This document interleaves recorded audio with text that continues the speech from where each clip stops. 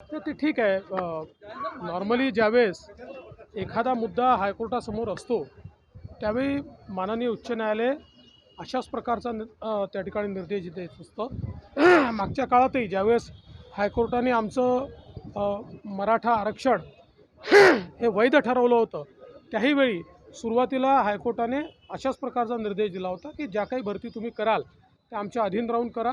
त्याच्यानंतर त्यांनी ज्यावेळेस आमचं आरक्षण वैध ठरवलं त्यावेळेस त्या भरती देखील वैध ठरवल्या होत्या. त्यामुळे मला असं वाटतं की ही एक हायकोर्टाची प्रोसेस असते की एखादा मॅटर सबज्युडिस असताना जर तुम्हाला निर्णय करायचा असेल तर तो निर्णय कोर्टाच्या अधीन राहून करायचा.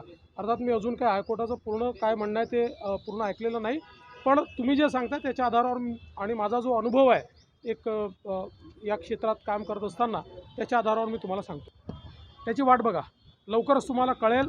अधिकृतरित्या तुम्हाला आम्ही सांगू. मी सुप्रिया त्यांना एवढंच विचारू इच्छितो की मावळचा गोळीबार झाला होता तेव्हा सरकार काय होतं, किंवा ज्यावेळी दुर्दैवाने राज्यातल्या 113 गोवारींचा पोलीस लाठीचार्जमध्ये दुर्दैवी मृत्यू झाला होता तेव्हाचं सरकार काय होतं.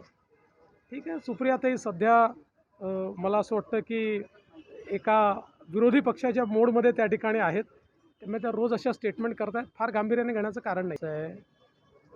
ज्या पक्षाचा बँडबाजा वाजला आहे त्या पक्षाच्या अध्यक्षांनी गडकरीजींसारख्या राष्ट्रीय नेत्यांना ही ऑफर देणं म्हणजे एखाद्या गल्लीतल्या व्यक्तीने मी आता तुम्हाला अमेरिकेचा राष्ट्रपती बनवतो, तुम्ही माझ्याकडे या असं सांगण्यासारखं आहे.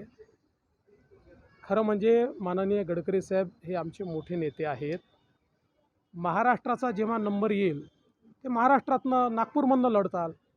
ज्यावेळेस पहिली यादी झाली त्यावेळी महाराष्ट्रात आमची जी महायुती आहे त्याचा निर्णय झालेला नसल्यामुळे महाराष्ट्राच्या जागांवर त्या ठिकाणी आम्ही चर्चा केली नाही. महायुतीचा निर्णय करून महाराष्ट्राच्या जागांवर जेव्हा चर्चा होईल त्यावेळेस सगळ्यात पहिल्यांदा नितीनजींचं नाव येईल. त्यामुळे मला असं वाटतं की हे जे काही या ठिकाणी स्वतःला मोठं दाखवण्याचा प्रयत्न उद्धवजी जे करतायत त्यांचं हसं होत आहे.